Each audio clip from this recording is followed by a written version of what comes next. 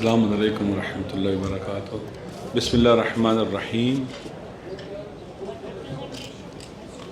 لقد ارسلنا رسلنا بالبینات وانزلنا معهم الکتاب والمیزان لیقوم الناس بالقسط۔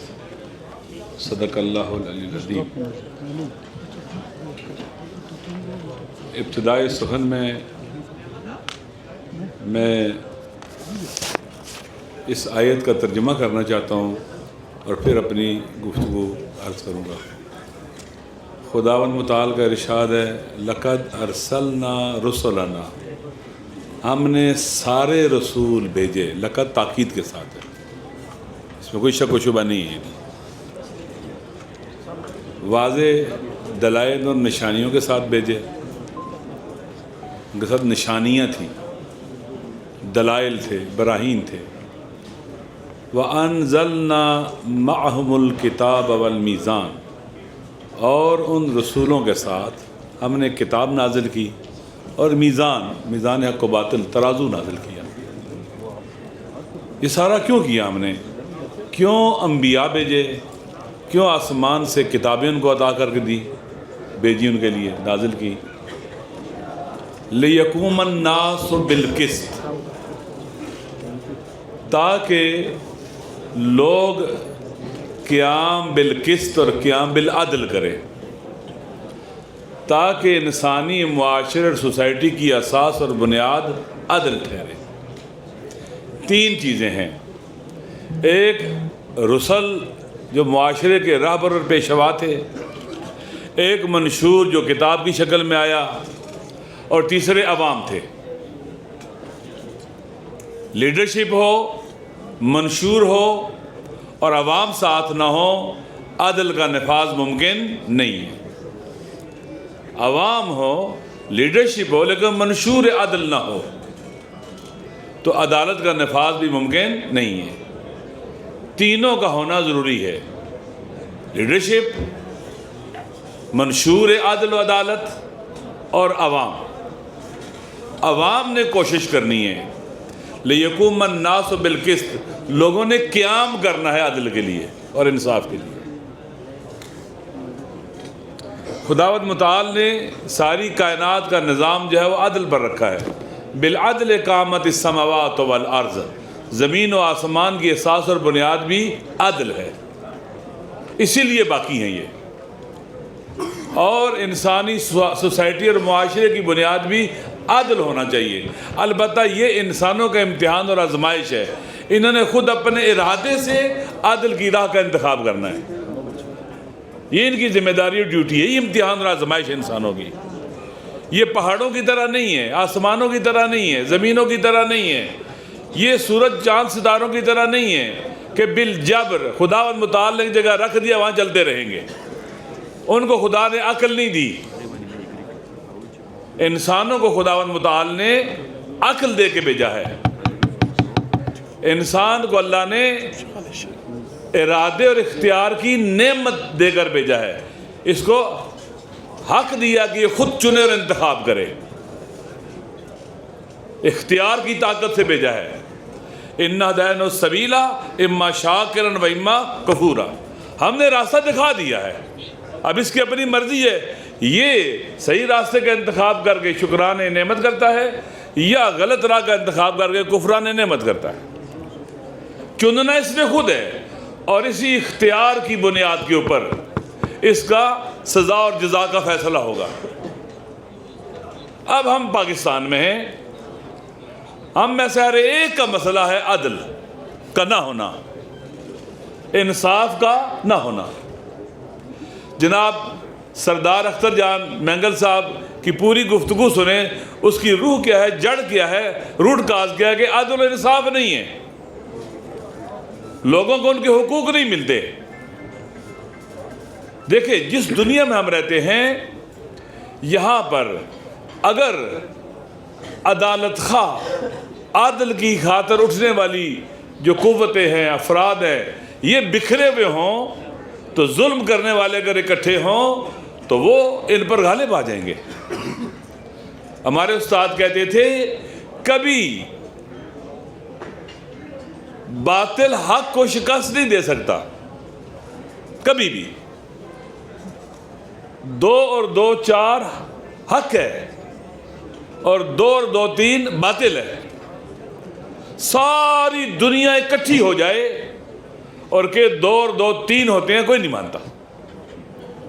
لیکن یہ ہو سکتا ہے کہ اگر اہل حق منتشر ہوں، منظم نہ ہوں، اکٹھے نہ ہوں، ویل پلانڈ نہ ہوں، ویل آرگنائزڈ نہ ہوں، اور اہل باطل اکٹھے ہوں، ویل پلانڈ ہوں، ویل آرگنائزڈ ہوں، وہ جیت جائیں گے اور اہل حق ہار جائیں گے. اگر فرعون گندم کاشت کرے اور اس کا خوب خیال رکھے، پانی دے، ہر لحاظ سے لک آفٹر کرے، تو فرعون کی گندم اگائے گی. اگر ایک اللہ کا کوئی برگزیدہ بندہ بھی گندم کاشت کرے، بنجر زمین میں پھینک دے، نہ پانی دے، نہ کچھ کرے، وہاں پر فصل نہیں اگے گی. یہ خدا کا قانون ہے، یہ قانون خدا ہے، یہ اس میں تبدیلی نہیں آ سکتی. اب ہم سارے یہاں کیوں بیٹھے ہیں؟ اس ملک کے اندر عدل و انصاف عنقا ہو چکا ہے. ظلم و ستم کا دور دورہ ہے. ہر کوئی گلہ مند ہے، ہر کوئی پریشان ہے. معاشی ظلم، سماجی ظلم، سیاسی ظلم، ہر پہلو سے آپ کو ظلم نظر آتا ہے.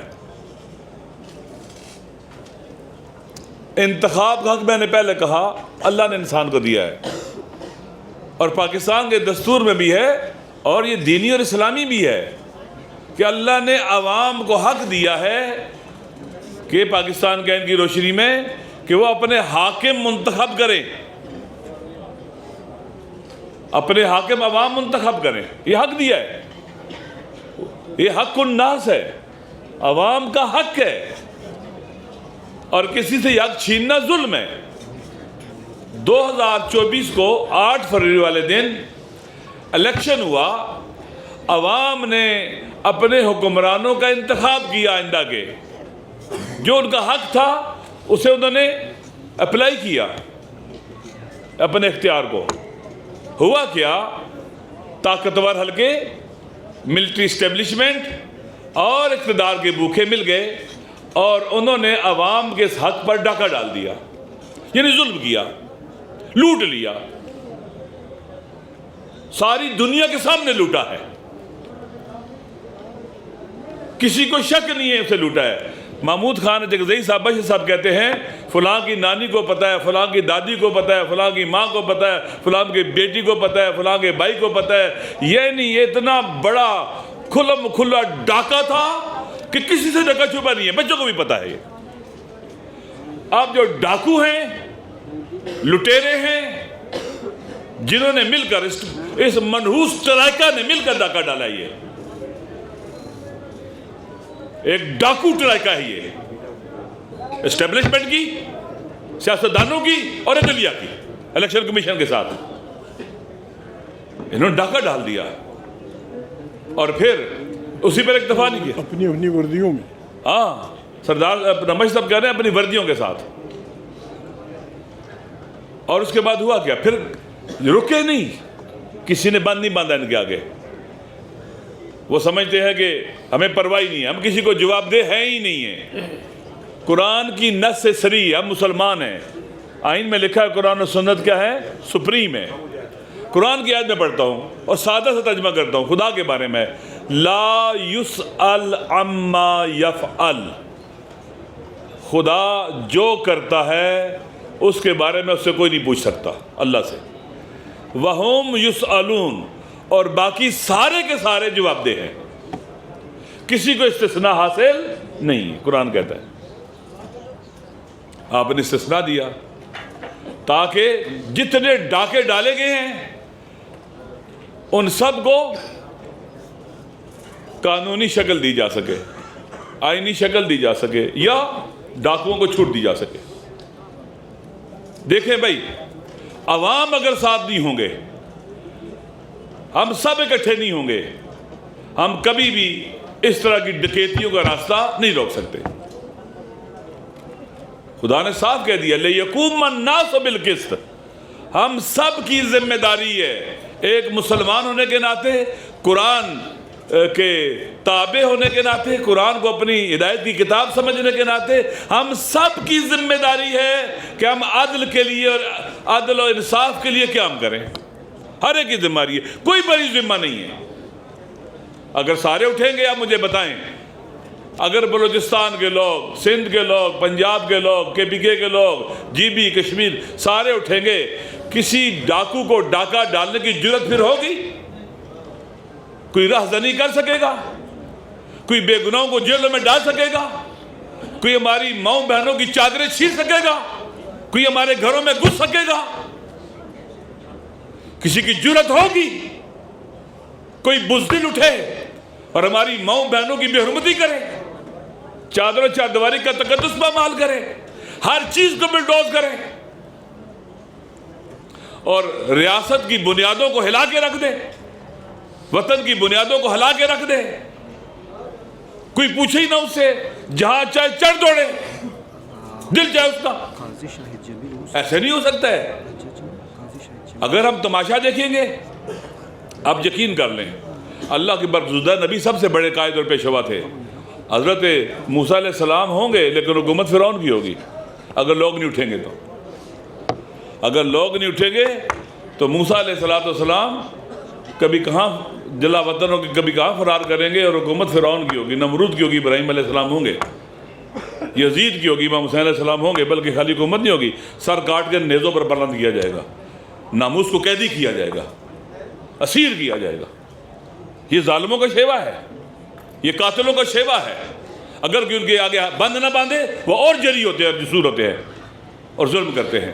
لہٰذا تحریک تحفظ عین پاکستان میرے خیال میں یہ وہ آخری فورم ہے یہ جہاں سے آئین اور قانون کی حرمت کی بات ہو رہی ہے. تحریک تحفظ پاکستان اس وقت ریفارمز کی تحریک ہے، اصلاحات کی تحریک ہے. آئین کی بحالی ریفارمز ہیں، آئین کو اپنی اصلی حالت میں لے کے آنا. رول آف لا ریفارمز ہیں. عدلیہ کو استقلال لوٹانا ریفارمز ہیں. فری اینڈ فیئر الیکشن کے ذریعے کے لیے الیکشن کمیشن کی درستگی، یہ ریفارمز ہیں ساری کی ساری. پولیس میں ریفارمز، عدلیہ میں ریفارمز، ایڈمنسٹریشن میں ریفارمز، گورننس میں ریفارمز، ساری ریفارمز کی باتیں ہیں. لیکن ہو کیا رہا ہے؟ ریفارمز کے راستے میں بڑی بڑی رکاوٹیں کھڑی کی جا رہی ہیں. عدلیہ کو ایک دیوار بنا دیا گیا ہے، الیکشن کمیشن ایک دیوار بن گئی ہے، پارلیمنٹ ایک دیوار بن گئی ہے ریفارمز کے راستے میں. ابھی ہری پور میں الیکشن ہوا، جیتا ہوا الیکشن، جہاں PTI کی حکومت ہے، چھین لیا.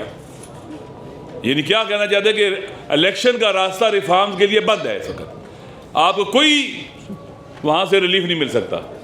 عدلیہ کی صورتحال جو عدلیہ فیصلے کر رہی ہے، آپ کو بتلایا جا رہا ہے کہ جو پاکستان کا سب سے پاپولر لیڈر ہے، انتہائی ڈٹائی کے ساتھ جعلی کیسز کے ذریعے، FIR کے ذریعے اسے جیل میں بند بھی کیا جا رہا ہے اور سزائیں بھی دی جا رہی ہیں ان کی زوجہ کے ساتھ. کتنا بے شرم سسٹم ہے، کتنا بے شرم نظام ہے، کتنے بے شرم لوگ مسلط ہیں. میں نے پہلے کہا اب یہ عدلیہ نہیں ہے، یہ وہ سلاٹر ہاؤس بن چکا ہوا ہے جہاں عدل و انصاف کا قتل کیا جاتا ہے، عدل و انصاف کے گلے پہ چھری پھیری جاتی ہے. یہ سلاٹر ہاؤس ہے، کسائی خانہ، جی کسائی خانہ، کسائی خانہ بقول ان کے، یہ وہ بن چکا ہوا ہے. راستے بند کیے جا رہے ہیں، سب راستے بند کیے جا رہے ہیں ریفارمز کے. اگر انہوں نے سارے راستے ریفارمز کے بند کر دیے، پشاور میں جرگہ ہوتا ہے امن و امان کے لیے، اچھا کہ جب سارے راستے بند ہو جائیں آپ پھر عوام کے سامنے کون سا راستہ بچتا ہے؟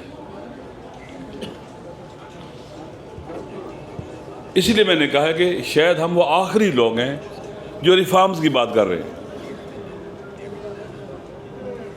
اگر یہ سارے راستے بند ہو گئے تو آج کا جوان پھر ہماری بات نہیں سنے گا. وہ آگے نکل رہا ہے، آگے جا رہا ہے. آپ نے ایک پاپولر جو لوگوں کے دلوں میں بستا ہے جیتا ہے، جن کے دل اس کے نام سے دھڑکتے ہیں، اسے جیل میں رکھ کر پاکستان کو امن و امان دے سکتے ہیں، پاکستان کو ترقی و پیش رفت دے سکتے ہیں؟ وہ عمران خان قیدی نہیں ہے، گویا آپ نے پورے پاکستان کو قیدی کیا ہوا ہے، پاکستان کے عوام کو قیدی کیا ہوا ہے، ملاقات نہیں کرنے دیتے آپ۔ اور پھر میں اپنی ملٹری اسٹیبلشمنٹ سے کہتا ہوں، آپ کو بھی ہوش کے ناخن لینے چاہیے۔ آپ کو وہ لوگ جو اس وقت اقتدار میں بینیفیشری ہیں، پاکستان کے عوام سے لڑا رہے ہیں۔ ایک نے کہا تھا میں آپ کی اینٹ سے اینٹ بجاؤں گا، دوسرے نے پتہ نہیں کیا کچھ کہا تھا گجرانوالہ میں، پھر آن لائن تقریروں میں کیا کچھ کہہ رہا تھا۔ وہ ان کے دل میں جو بغض اور کینہ اور آپ کے بارے میں نفرت ہے وہ موجود ہے۔ آپ کو لڑا رہے ہیں پاکستان کے، عمران خان سے صرف نہیں، پورے پاکستان کے عوام سے لڑا رہے ہیں۔ کون ڈیمیج ہو رہا ہے؟ آپ ڈیمیج ہو رہے ہو۔ عوام میں رات میں بہت فاصلہ پیدا ہو چکا ہے، لوگوں کے دلوں میں نفرت پیدا ہو رہی ہے۔ آپ ان لوگوں کے لیے استعمال ہو رہے ہو جنہوں نے اس وطن کو لوٹا ہے، جو ہارے ہوئے ہیں، ان کو ہمارے پر مسلط کیا ہے۔ تمہیں فائدہ ہو رہا ہے؟ نہیں، تم ختم ہو رہے ہو ان کی وجہ سے، یہ انتقام دیا جا رہا ہے تم سے۔ آپ کی جگہ وہی ہے جو آئین نے بتلائی ہے، وہیں چلے جاؤ، فائدہ ہے ہم سب کا، آپ کا بھی۔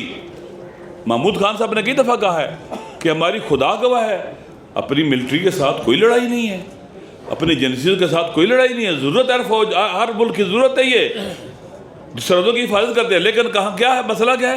آپ کو جہاں آئین کہتا ہے وہاں ہونا چاہیے۔ سیاست سیاستدانوں کا کام ہے، یہ ملک سیاستدانوں نے عوام کے ساتھ مل کر بنایا تھا، وہی چلائیں گے اس کو۔ آپ کا کام سیاست نہیں ہے، آپ اس کے لیے نہیں بنے ہیں، آپ ڈب اور بریگیڈ چلانے کے لیے بنے ہیں، عوام چلانے کے لیے نہیں بنے ہیں۔